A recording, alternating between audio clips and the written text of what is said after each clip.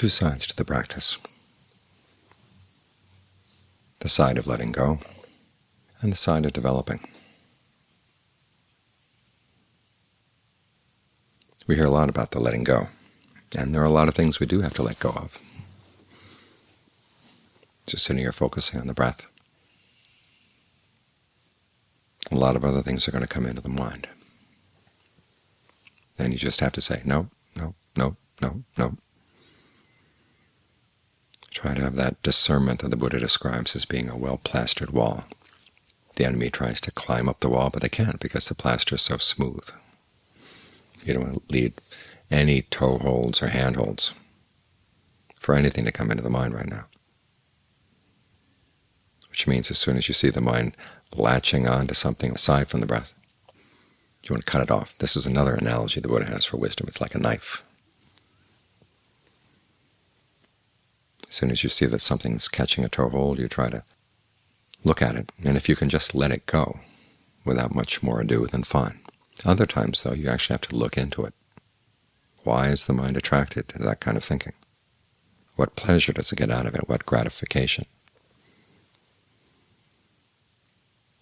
And look at the drawbacks. As the Buddha said, if you were to sit there and think about that kind of thinking for a long period of time, where would it lead the mind? To a place you want to go, or someplace you'd rather not go to? Remember, your thoughts are not just little balloons that appear and then pop above your head. They lead to habits. They lead to action. They have their consequences. That's one thing to think about. What are the consequences of this kind of thinking? Where is it going to lead? Sometimes it's just a little tiny thought, plants a little seed in the mind.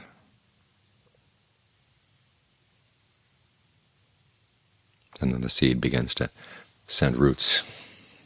Even though the mind may seem to have a nice wall there, it'll find a crack. Like those banyan trees that can take down buildings. You find sometimes those little tiny seeds can destroy whatever skillful qualities you're trying to work at. So this ability to let go, to abandon, to cut away, is an important part of the meditation. And then on the other side, there's the developing. In terms of right effort, there are actually three levels to developing skillful qualities of mind. One is just giving rise to them.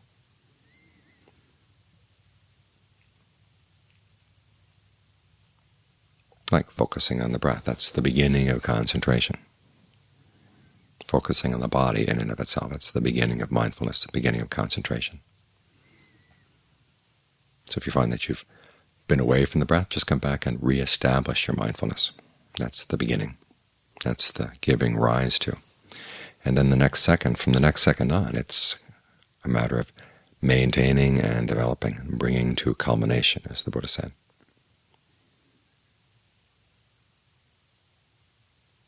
You've done one breath, okay, now you do two, now you do three, now you do four. Just keep at it. See how many breaths you can make in one continuous long tracking shot. We're not here to have a movie with lots of quick cuts. We want to see what's the world record we can establish for ourselves and how long you can stay with the breath. So obviously the maintaining and the cutting away are going to have to work together. As soon as you see that anything has the slightest inclination to have a pull on the mind, you've got to drop it. And one way to work against that pull is to try to make the breath as interesting as possible. Notice when you breathe in, where do you feel it? Where does the sensation of an in-breath start for you? It may start in a place that it doesn't start for somebody else. How do you know that the body needs an in-breath right now? How can you tell when you've been breathing out too long? As people get older, they have this tendency. John Lee noticed it. That you start breathing out too long, you're squeezing out your energy. So you find that happening, you try to shorten your out-breaths. Learn to become more and more sensitive to how you can read the needs of the body and compensate for some bad habits you may have picked up in the way you breathe. because the breath, when it's handled properly, is medicine.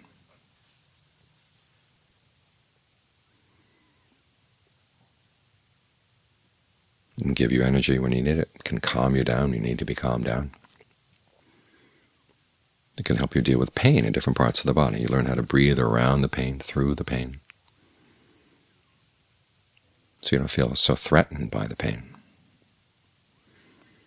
And as you're doing this, it becomes not just maintaining, but also developing. The concentration deepens, gets more firmly established, and begins to show some of its rewards. There is a sense of ease, just the fact that you haven't been worrying about other things for 5 minutes. That's a good sign right there. That's a healthy thing for the mind. And often we overlook that. That's what the Buddha calls the pleasure that comes from seclusion, simply that you're not going after unskillful thoughts. That right there brings a certain amount of ease to the mind. There's a passage in the canon where the Buddha talks about devas who are quite corrupted in mind. They spend all their time gazing lustfully at one another, and it wears them out physically and mentally. And so they fall. And a lot of unskillful thinking does just that. It wears you out. So the simple fact that you're not thinking about anything else, not paying attention to anything else, that right there is a level of pleasure that you should learn how to appreciate.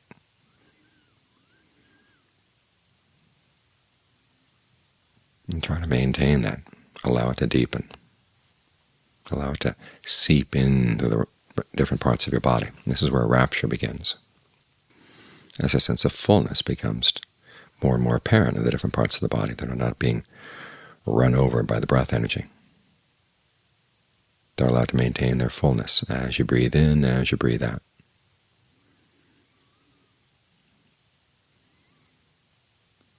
In terms of establishing mindfulness, this is what the Buddha calls developing the establishing of mindfulness. There are actually 3 stages as you establish mindfulness. One is just that, getting it established, giving yourself a frame of reference. Then, as the Buddha says, you develop it by learning how to understand the principle of cause and effect, how things are originated and how they pass away.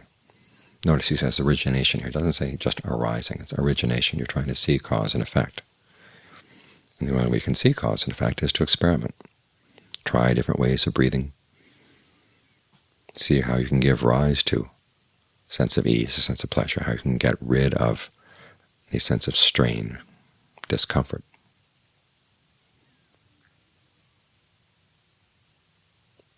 And as you do that, your concentration gets more and more established. Your mindfulness gets more and more established. These 2 qualities go together. Sometimes you hear about mindfulness and concentration being 2 totally antithetical qualities. Mindfulness is a broad, open acceptance of things, whereas concentration is a narrow focus, exclusive of all else.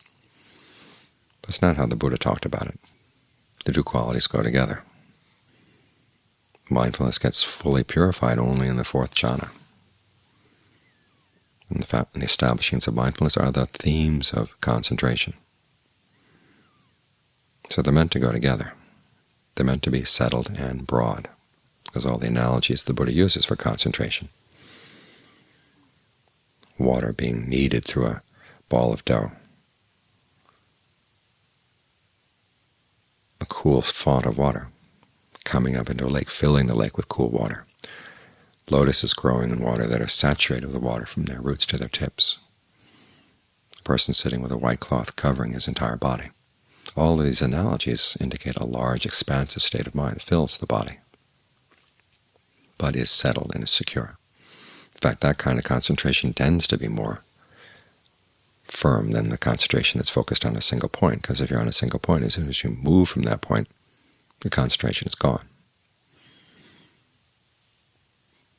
But if the topic of your concentration, the theme of your concentration is this full body awareness, then things can come and go within that range of awareness, and they don't knock you off your foundation.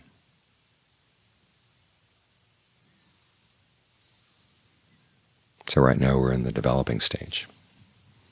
In terms of mindfulness, is learning the principle of cause and effect, how one thing gives rise to something else, and how when the cause passes away, the effect passes away as well. terms of concentration, it's learning mastery over the concentration, deepening it as you go through more and more refined stages of concentration. When the pleasure is not just the pleasure of not thinking about unskillful things or being away from them, but it's actually being more and more confident, more and more assured about what you're doing. The mind gains greater focus, steadier focus, and so on through the different levels of concentration.